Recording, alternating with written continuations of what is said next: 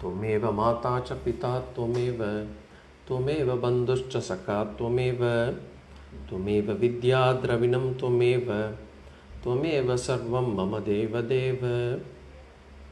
Shri Dakshinamurti Sudeshikendram Dvaipayanam Sutrakritam Munindram Sri Shankaram Bhashyakritam Yatindram Maddeshi Kanchapi Namami Vityai. Om Namo Brahmadibhyo Brahma Vidya Sampradaya Kartribhyo Vamsarishibhyo Mahadbhyo Namo Gurubhyaha Sarvopa Plavarahita Prajnana Ganaha Pratyagarto Brahmaiva Hamasmi. Om Prapanna Parijataya Totra Vetraikapanaye Jnana Mudraya Krishnaya Gita Mritaduhe Namaha. Pranams everyone. We are in chapter 3, Sloka number 5. Shri Bhagavan Uvacha Nahi Kaschit Kshanamapi Jatu Tishtatya Karma Krit Karyate Hyavashah Karma Sarvah Prakriti Jairgunaihi. So Bhagavan is answering to Arjuna's question. Arjuna's question at the start of the chapter was, hey Bhagavan, why are you asking me to take up this war? Asking me to do karma. When jnana is what is going to give liberation. You have actually glorified jnana, but you are asking me to take up karma, and that too this karma which is actually engage me in this gore karmani, in this cruel action. And then he immediately said that it seems confusing for me, to my intellect, because your statements seem to be contradicting for me. So please explain. Tell me what is the path that I should take. So that was Arjuna's question, and Bhagavan did not say directly what should be the path. Instead, Bhagavan started by saying in Sloka number 3, he said, I have created 2 sets of lifestyles and 2 sadhanas for each of those lifestyles, so to speak. Jnana yogena sankhyanam, karma yogena yoginam. For people who are in the sannyasa lifestyle, for them Jnana yoga, and for who are in grihastha ashrama, karma yoga. But then we also saw that sadhanas are the ones which actually will ultimately decide whether the person gets moksha or not. Then once he said that, he didn't stop there. Bhagavan said in Sloka number 4, inaction, by mere inaction you will not get liberation. Inaction does not lead to liberation.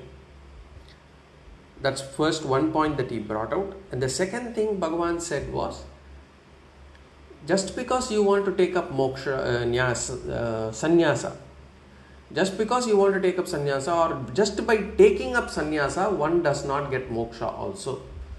So inaction does not lead to liberation.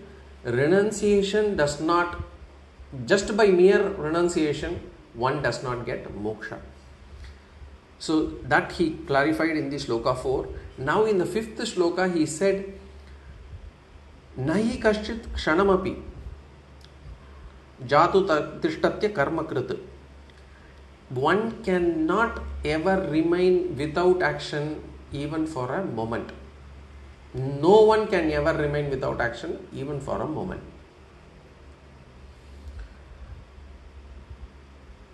And why? Because karyate hyavashah karma sarva prakriti jair gunaihi. The prakriti, the gunas that are born out of prakriti, maya, makes a person to do action. How it makes a person to do action? Avashaha, helplessly. We saw vashaha means under control, avashaha means without any control. So that is the reason why a person will not be or cannot be cannot be without doing any action even for a moment. We saw that there, and then we saw that kaschit, when we say kaschit, nahi kaschit kshanamapi, no one, we saw, no one can ever remain without any action. Now, Shankaracharya takes the meaning of kaschit to be a Ajnani. An Ajnani cannot remain in action even for a moment. How is that an Ajnani can never remain without any action? Because we saw what is the difference between a Jnani and an Ajnani. A Jnani is one who is able to identify himself with Atma. An Ajnani, an ignorant person, is one who takes this body and mind to be a sentient being, and this sentient being to be the I. I'll repeat. An Ajnani is able to only consider this body and mind to be sentient, and therefore the I to be referred to this body and mind. Whereas for a Jnani takes the Atma to be different from the body and the mind, and that I to be the Atma and not anywhere related to the body and mind. This is the difference between a Jnani and an Ajnani. So, an Ajnani who does not know the Atma Tattva, who does not understand this Purna Nishkriyam Atma Tattva. Naishkarmyam, Bhagavan had used Naishkaryam in the previous sloka. He does not, this person does not take this Atma to be I, but instead takes the Anatma to be I.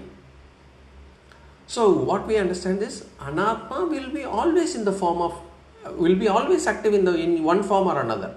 Anatma can never be inactive. And Atma can never be active. Because Atma is Nishkriyam Atma Tattvam, or we can say Naishkarmyam. So, for an Ajnani, because he has kept this I, this reference of I for him is this body and mind. This body and mind which is active. So he says, I am sleeping, I am walking, I am talking, I am thinking, I am eating. What is this refers to? All these I refers to this body and mind. So this Ajnani as a reference of I is body and mind. But of course for him the body and mind is sentient. And therefore he takes this Anatma to be the Atma. And therefore he considers all the actions of the body and mind to be his own. I slept, I talked, I wish I had done that. I feel guilty that I was not able to do that. I feel guilty that I did that. All these things are with reference to the body and mind. So this is what Shankaracharya says, that when he says Kashtit, here it is referring only to an Ajnani. Shankaracharya did not explain how it will be not referring to a Sannyasa, a Jnani. That we will see. We cannot say a Jnani is akarmakrit na tishtati, which means he cannot ever remain without action. We cannot say that, because a Jnani knows that he is Atma. He is this Atma Tattvam, Shuddha Chaitanyam, which is all pervading and is only enlivening the body. It is not related to the body at all. The body borrows the sentiency from the Atma, but the Atma, is not related to the body. And therefore, even when the body is active, he understands, the Jnani understands that he is inactive. He is not the one who is doing the action. Remember, when we say that a jnani can be without action, we don't say that the jnani's body and the mind will not be in action. It will be in action.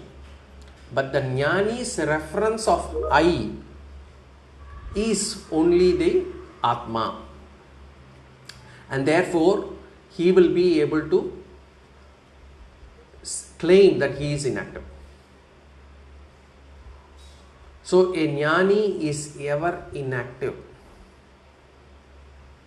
because he considers himself, the I, to be the Akarta Atma.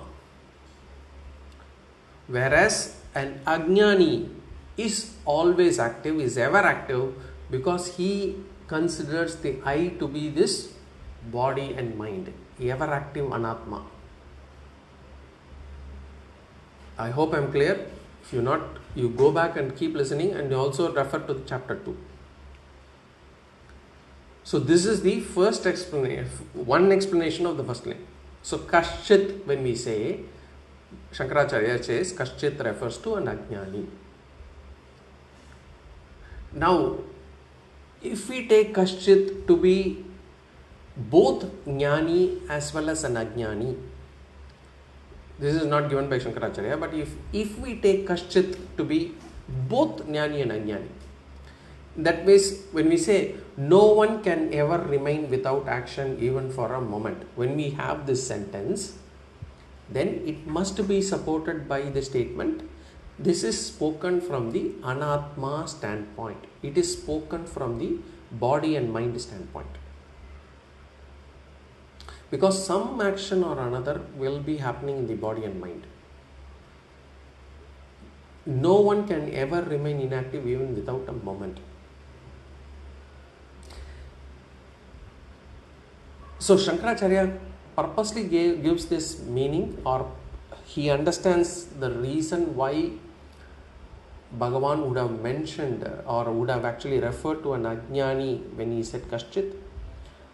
Why? Because a lot of people have actually understood Kaschit to be anyone, and they have misunderstood this sloka.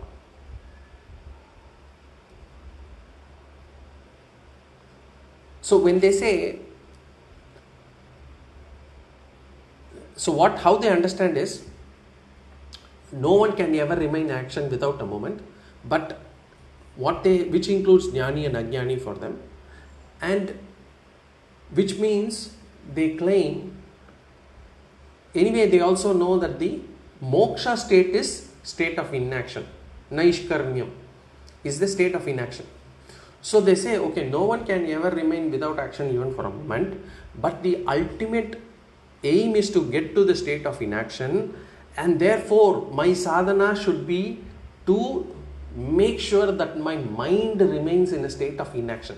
If my mind remains in a state of inaction, if my body remains in a state of inaction, that is called as moksha.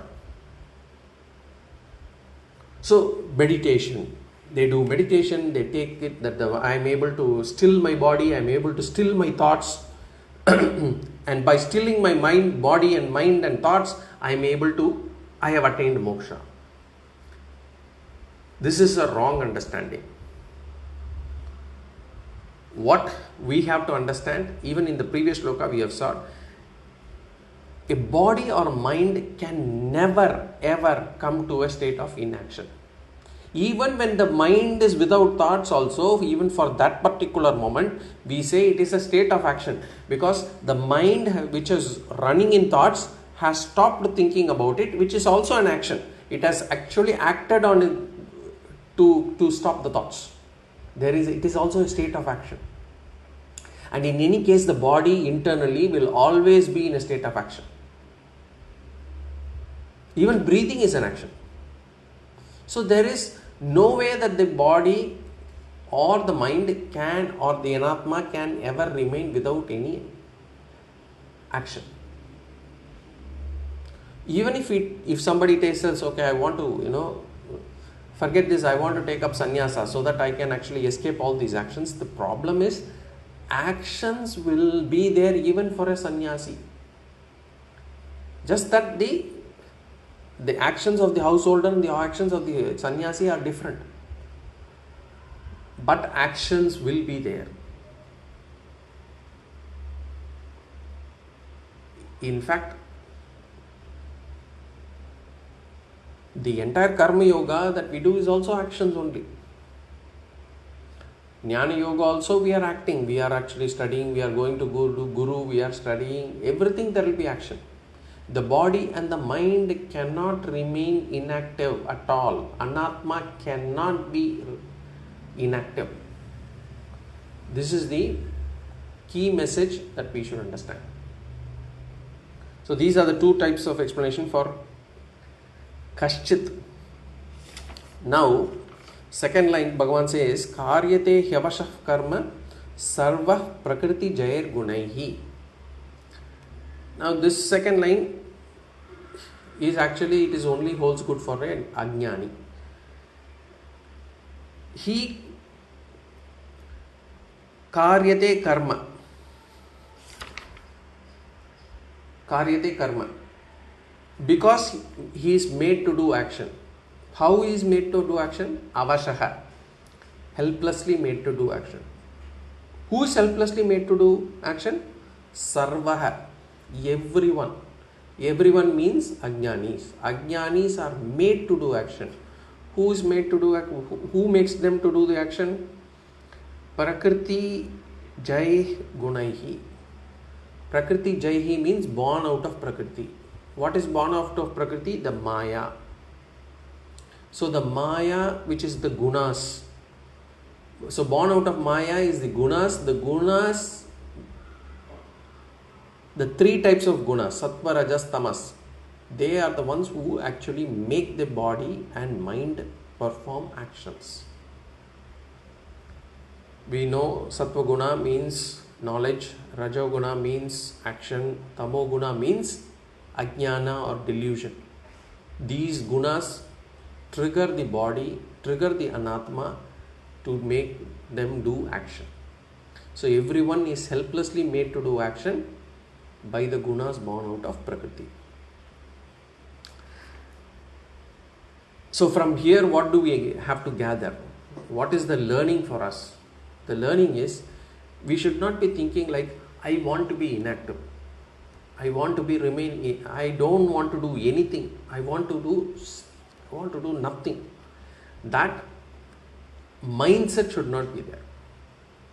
We should not think of being irresponsible. Like, I want to get away from my duties. Only these duties and responsibilities are dragging me to samsara. If I am not in this, with this family life, if I am not have to deal with this boss, if I had not had to deal with my neighbors, with my relatives, with my in-laws, then I would have not had samsara at all. That should not be the attitude. It is wrong to think that escaping of duties is a sadhana. Some people think that escaping duties is a sadhana. What is a sadhana to get moksha? Give up everything. That is wrong. Even to think that escaping of duties is the final sadhyam. So what is the moksha sthiti? No duties. No, that is also not the final responsibility. The body and the mind will always have something. What we have to understand is, I am the Atma and I have nothing to do with this body and mind. The body and mind are performing the actions that they are supposed to do. I am the Sakshi Chaitanyam. That is the ultimate sadhyam. And that is why people, to think that, escaping duties is actually the sadhana. Some people make this mistake of actually taking up sannyasa, going to Rishikesh. But what happens? Prakriti Jair Gunaihi. There are some rajasic tendencies in that person. There could be some rajasic tendencies in that person. Now, without overcoming that, if they take up sannyasa, what will happen? There also, in Rishikesh, even after they go, they may start do sannyasa association. They will start a leadership. they will take up leadership position, they will form a committee, whatever. Because this Rajoguna will be there.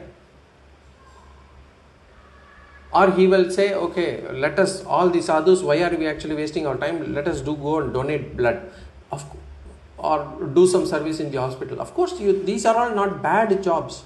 But what I am saying is, the gunas will be there, and therefore you cannot keep the mind to be inactive, and the gunas have to be changed from Rajo to Sattva if you want to really take up sannyasa. Or if they are really more commercially minded, they will end up taking Rudraksha business also. Even after going there, they might say, okay, procure Rudraksha, sell it there. Sell it, bring it to the plains and sell it there. So this is one thing that we have to understand. Escaping duties is not the solution. Is not the sadhana also. The second thing, the wrong notion that people have with regards to meditation. Meditation, many people will try to stop a thought. Okay, I am getting this thought. I have to stop this thought. I am not able to stop the thought. Therefore, my meditation is a failure. It's not. That's not the meditation's purpose. The meditation purpose is not to stop the thought. The mind cannot be without thoughts. Mind is actually a collection of thoughts. Mind is meant for functioning. So when we say in Vedanta meditation, we are not talking about stopping the thought, not stilling the mind, but it is about directing the mind. It is about directing the mind towards the Atma Tattva, reinforcing the Atma Tattva. So that is how we actually do Vedantic meditation. So meditation is not about stilling the thought or stopping the thoughts.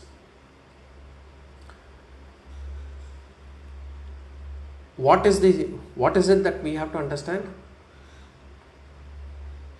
That in spite of all the activities that are going on in the body and mind, I should have that knowledge that I am not the one who is acting. I am not the one who is acting. That is moksha. That is moksha. And that will be explained in chapter 4, sloka number 18, which we will be taking for the next batch people between 5 to 6, that class. Today we will be covering that sloka. Chapter 4, sloka 18, where it explains clearly, I am not the one who is acting. If we are able to understand it, if we are able to bring that into our understanding, complete understanding in all our actions, that is moksha.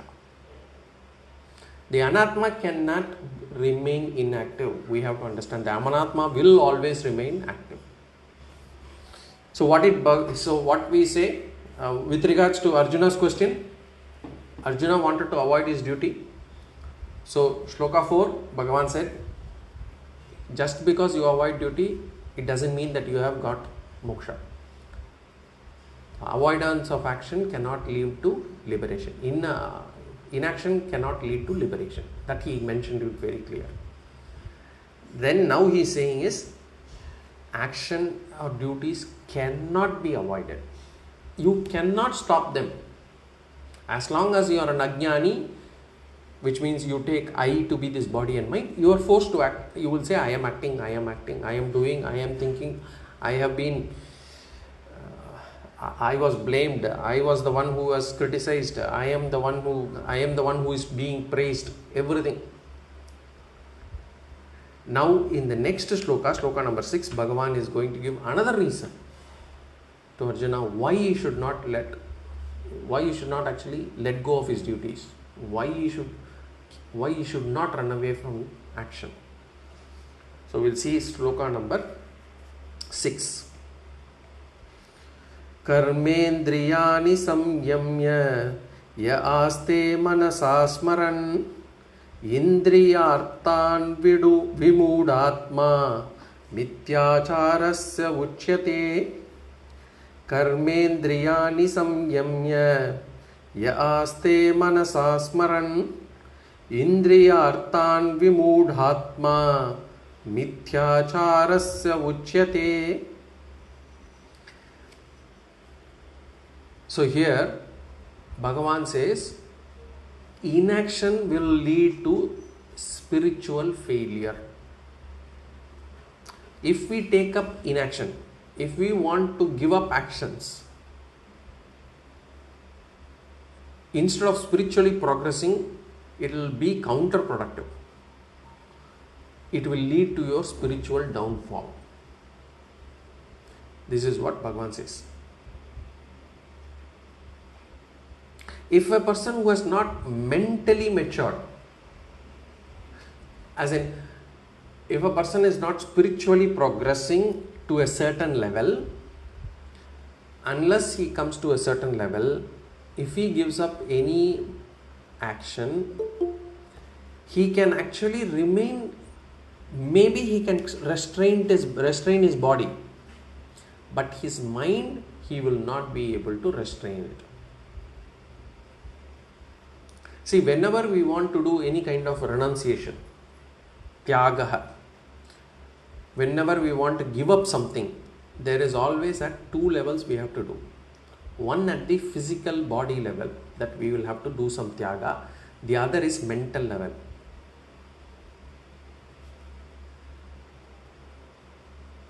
Suppose if we donate, say for example, I have got a gift for someone and I give the gift to that person. I have given up physically. But if I go back and ask, did you like the gift? Have you used it? Was it useful? Did you like it? Is it nice? No? Or if I go around saying, I gifted this person this gift, what it means? It means I have not given up mentally. I have given it up physically, but I have not given up mentally. So every renunciation, every tyagaha has got two levels. One physical, the other is mental. Or take a child for an example. He wants to go out and play, but there is an exam tomorrow. So the parents pull away the play items, maybe a cricket bat or ball, and then say, no, you will have to study, so no, you cannot go out and play. So the child is not able to play the game physically, that's fine. But mentally, he might be still thinking about his friends, what they are doing, whether they are playing, how they are playing, all those things. So this mental renunciation is different from physical renunciation. When can the mental renunciation happen? It can happen only when the attachment or the value that we have on that object is removed mentally. As long as I have this attachment on that object, I will not be able to do the mental renunciation. So then what Bhagavan is explaining here in this sloka is, what will happen if we have attachment in the mind, but we try to renounce it physically.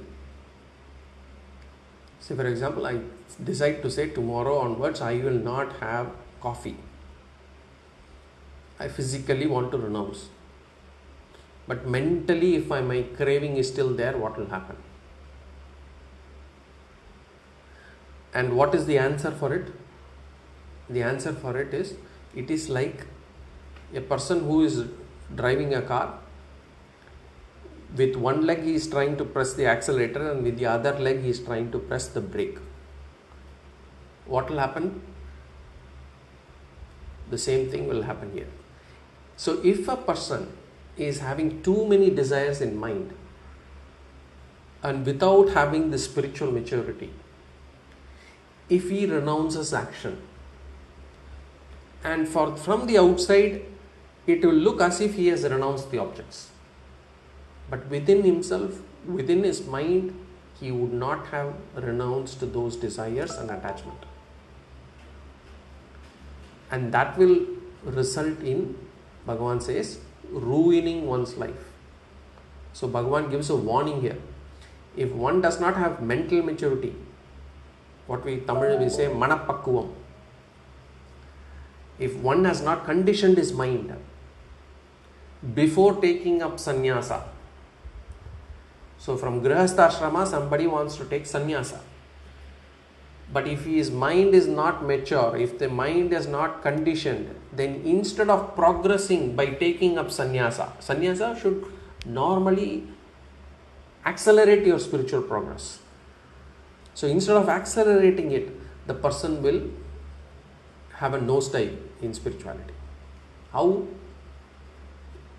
So if you say an example, suppose say a boy who has completed say 9th standard. If he's done very well in his exams in 9th standard, so he needs to go to the 10th, but instead of asking him to write to the 10th, we say because this boy is so good, so brilliant, let him directly take 12th standard. So which means what? He has missed out 10th, 11th and some teachings of the 12th also. He will not be able to benefit at all from the teachings of the 12th because he has not studied 10th and 11th. So which means what? He will not be able to grow.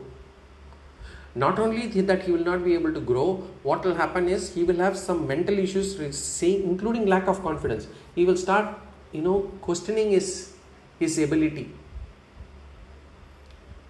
In the same manner, Bhagavan says, without reducing desires, without gaining vairagya, without attaining chitta shuddhi, if we give up our duties, if we give up our responsibilities and take up sannyasa, we will end up being a hypocrite. Mithyachara. Bhagavan uses the term mithyachara. Mithyachara means a person with false integrity, a hypocrite. So outside he is a sannyasi, inside he is a samsari.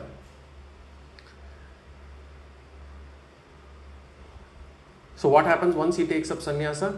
He will say, okay, these people are able to have good food. I am not able to enjoy. I am not able to go to various restaurants and eat. Whereas all these grihasthas, they are able to enjoy, go to various restaurants and eat. These grihasthas can go to the cinemas and watch movies. I cannot go along with them and watch those movies. So all these thoughts might come to his mind, which means he has renounced it externally but not internally. Bhagavan says, if we renounce something without our mind getting maturity, then we will not be able to get the benefit of that renunciation. In the same way, the dhanam also acts the same way. Just because we physically donate, but internally we think, has he used it? I have given it. If we internally still think whether they have, why did you donate to the other person? You have donated to one person. That person has gifted it to somebody else. Then you go and question, why did you gift of what I gave you? That means what? We have not given up our ownership on that object yet. That means we have not mentally donated at all. That will not be considered punya at all. If we want to renounce something, do tyaga, then we should get some benefit. That benefit we will be losing by actually having that attachment on that object.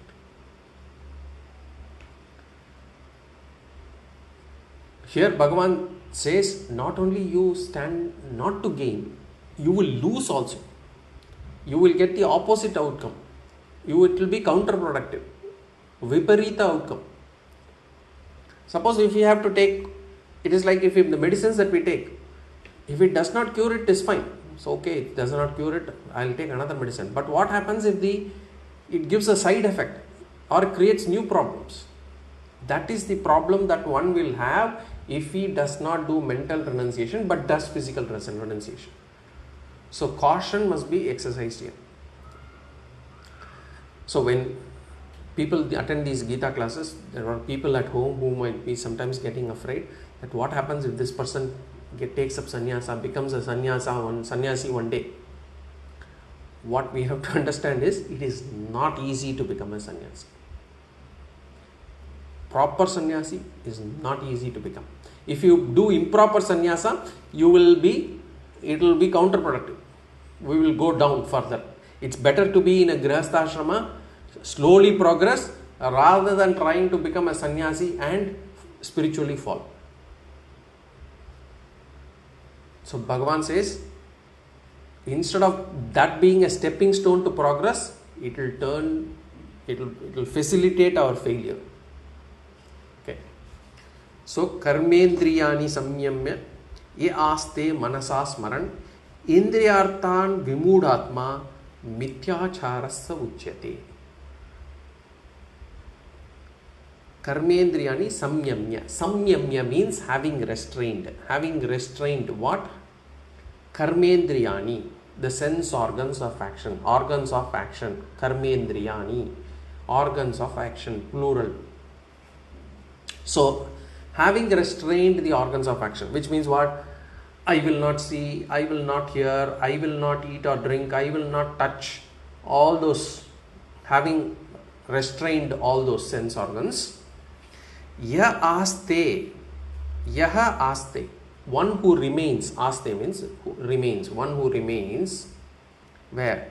Manasa smaran, mentally drooling on it, mentally dwelling on it. Manasa smaran, he is still thinking about it, dwelling about it. On what is he doing? All these mental dwelling. Indriyarthan. Indriyarthan means what? On the sense objects.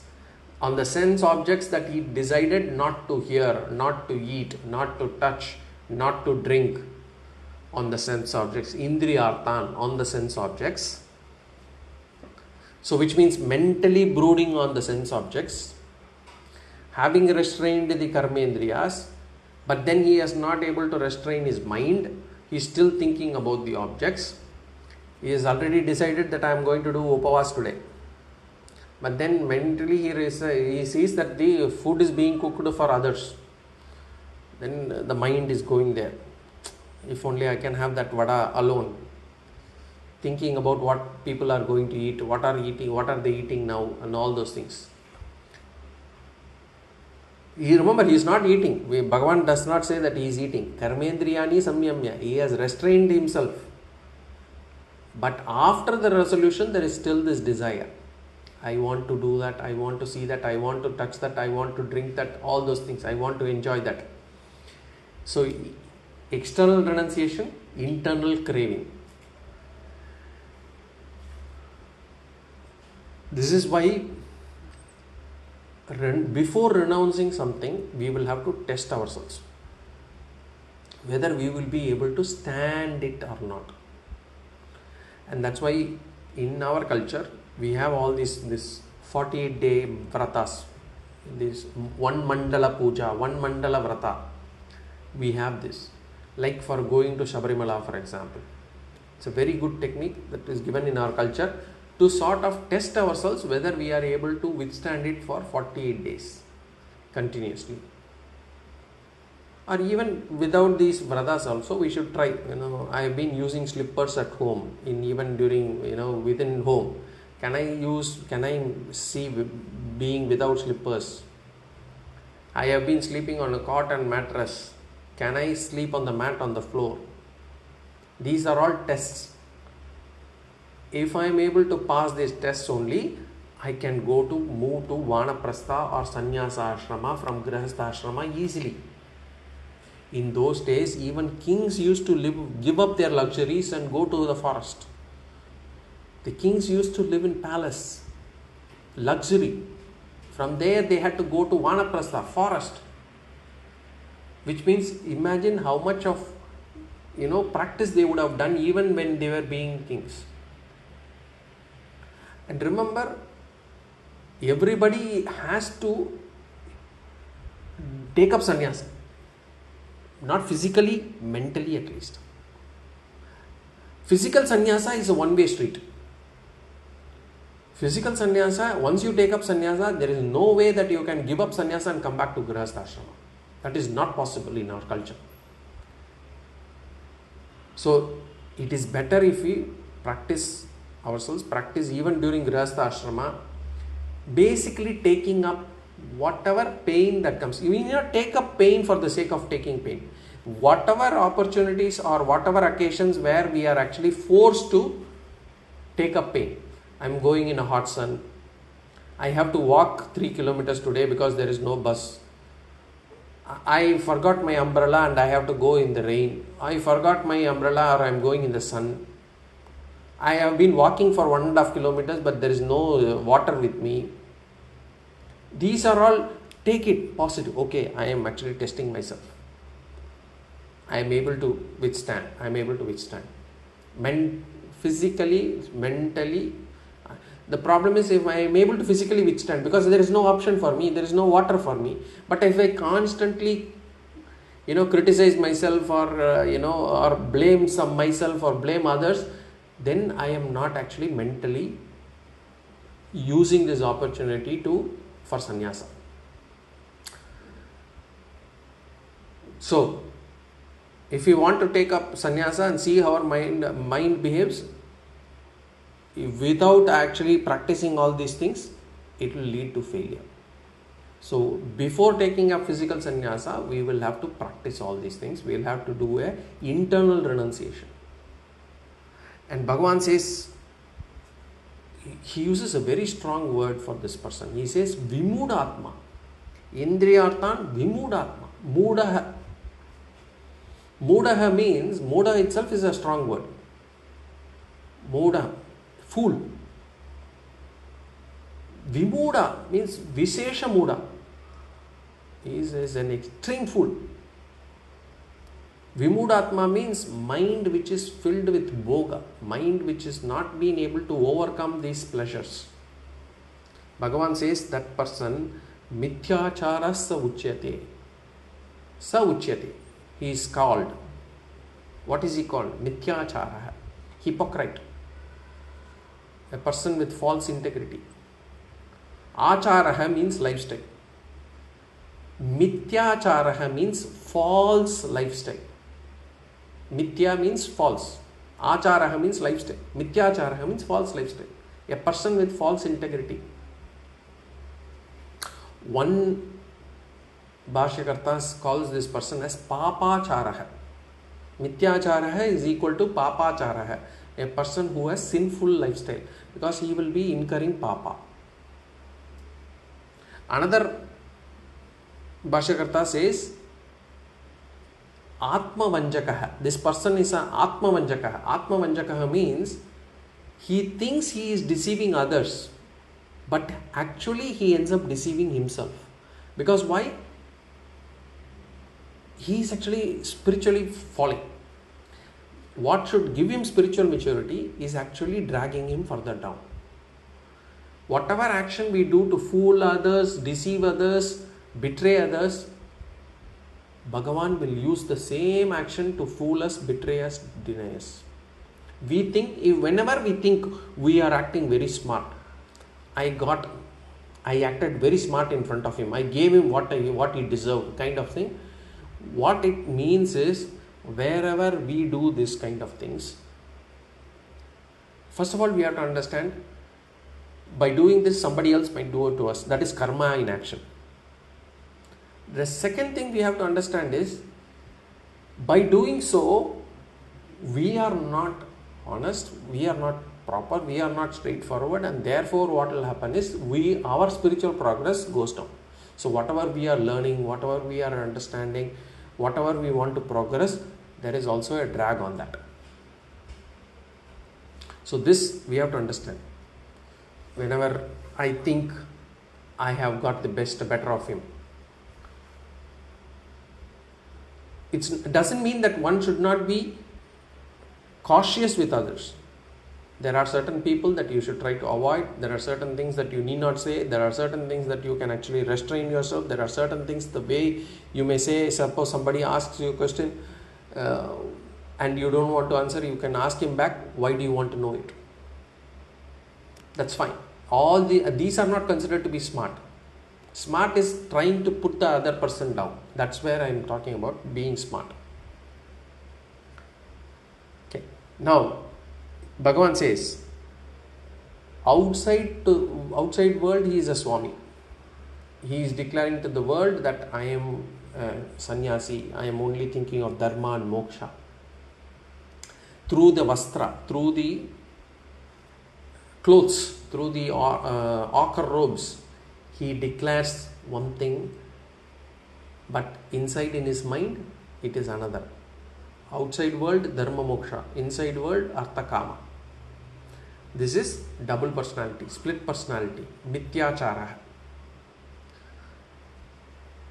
Although he does not do anything physically he is not indulging, and he is missing it, but the problem is he begins to fantasize, imagine. The mind becomes more, and when the mind goes on imagining, the mind becomes very powerful. And there could be a time that it comes when he probably violates the sannyasa dharma totally. Sannyasa ashrama dharma itself he violates, that is also a possibility. Or he gets into a depression because of this suppression of the mental things. He gets into a depression.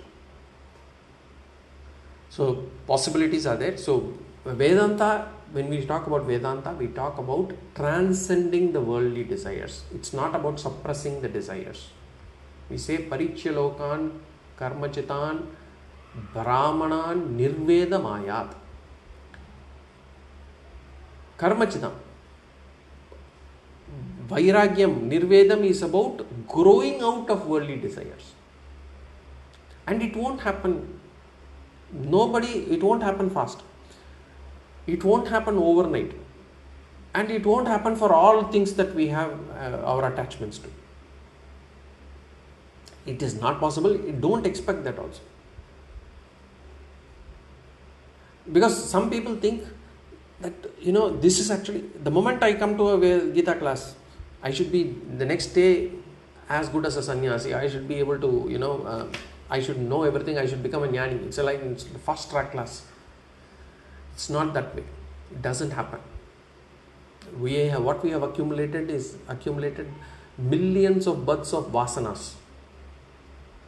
But we have to progress.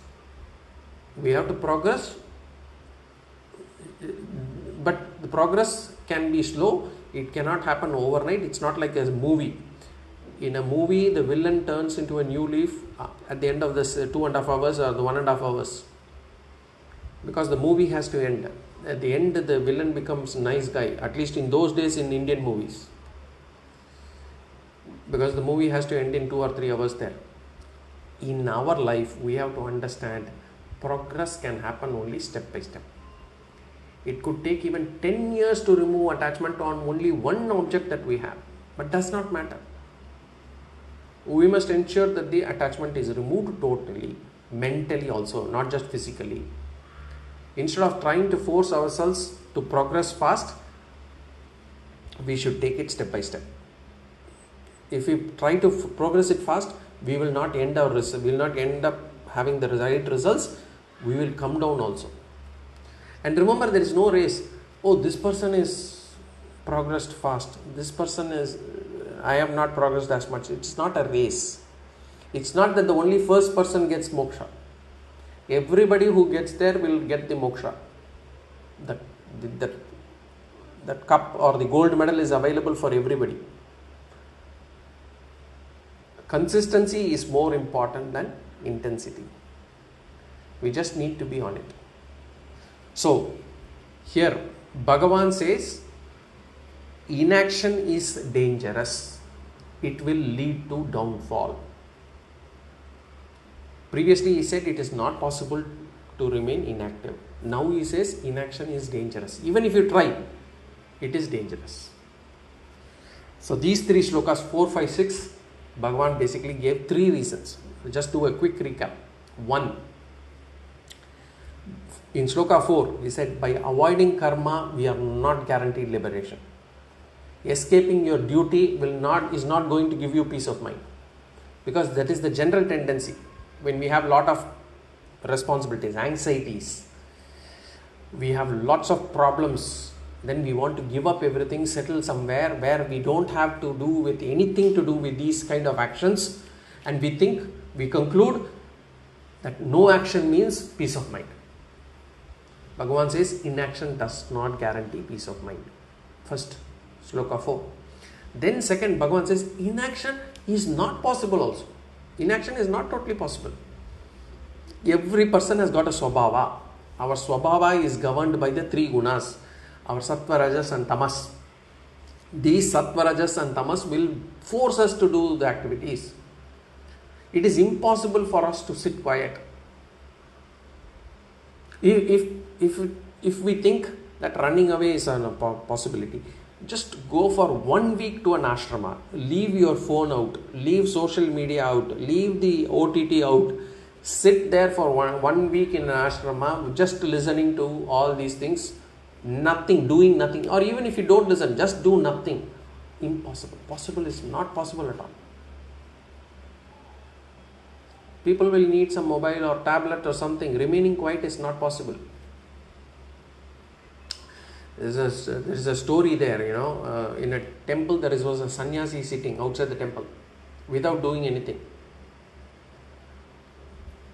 The priest will do the naivedhyam and then come up with the prasad and give it one handful of that naivedhyam to this sannyasi. This sannyasi will take that bhiksha and eat. This temple officer came. He wanted to bring changes and improve the situation, cut costs, whatever. And he said, you are preparing this naivedya, that's fine, you are sharing with all the temple employees, fine, but why are you giving it to the sannyasi sitting outside? Summa irukara samiyarukku, why are you giving him? Simply he is sitting. He is doing nothing. He is not contributing anything. Why are you giving him this one? What is his business? Why should you give it this to Samyar? They said, I am not going to give him. I'll meet the pujari. The priest says, look, he's a sannyasi, he's all respected. So that's why we give him. So this officer goes to the sannyasi and says, you are doing nothing for the temple and you are eating from the temple. So the sannyasi says, doing nothing is not easy.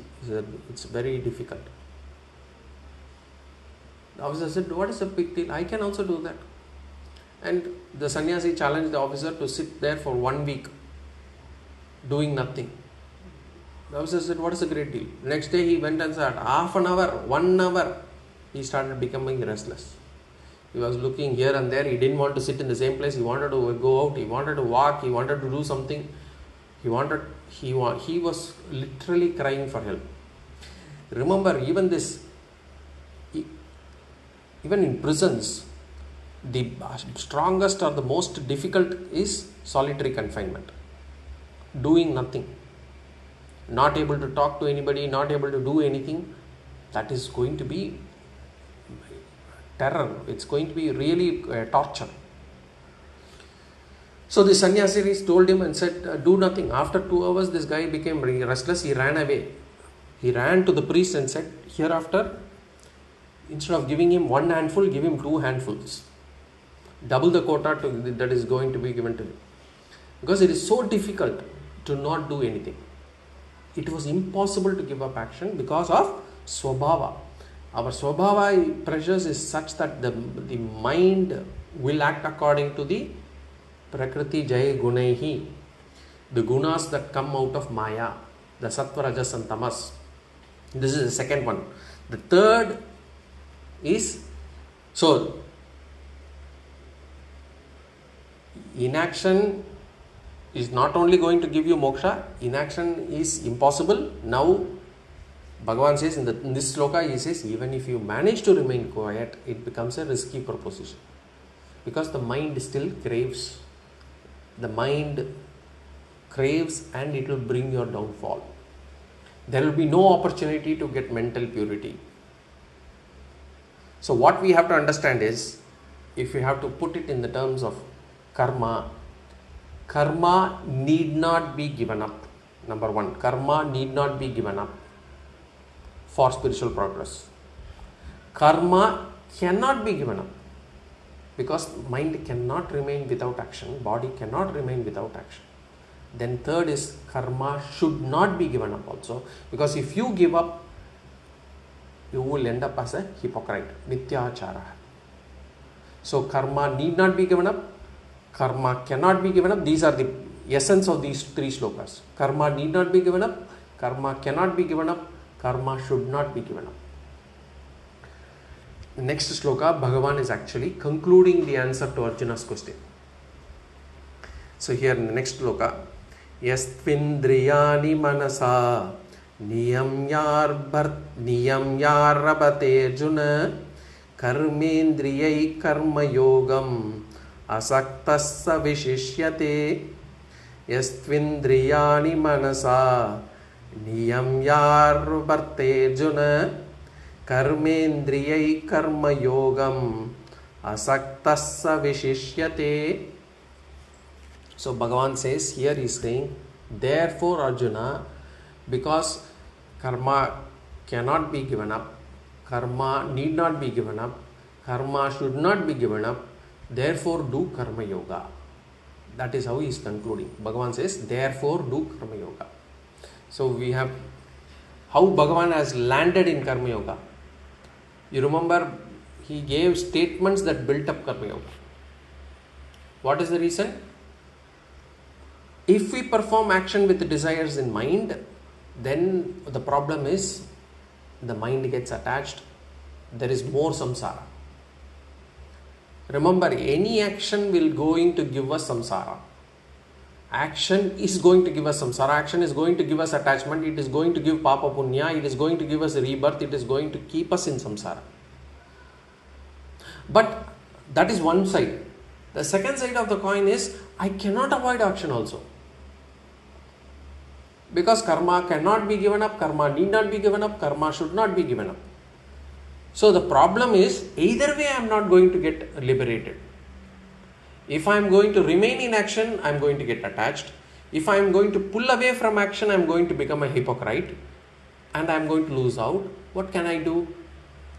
Action creates attachment. Inaction is not even an option. What to do? The answer is, perform action with an attitude. Karma yoga. And what is karma yoga? Bhagavan says, Yahatu indriyani samyamya. Yahatu indriyani samyamya manasa. So Yahatu niyamya indriyani. He who, Yahatu means he who, niyamya indriyani, has been having restrained the organs of knowledge. How does that person restrain the organs of knowledge? Manasa, by the mind. So not just physical renunciation, but the mind should also be in control of it. Arabate, he pursues. What he pursues? Karma yogam. With how does he need to perform this karma yogam? We will see that in the next class. Any questions or comments? Otherwise, we will see this sloka in the next class. Om Purnamada Purnamidam Purnat Purnamudachyate Purnasya Purnamadaya Purnameva Vashishyate. Om Shanti Shanti Shanti. Harihi Om Shri Gurubhyo Namaha.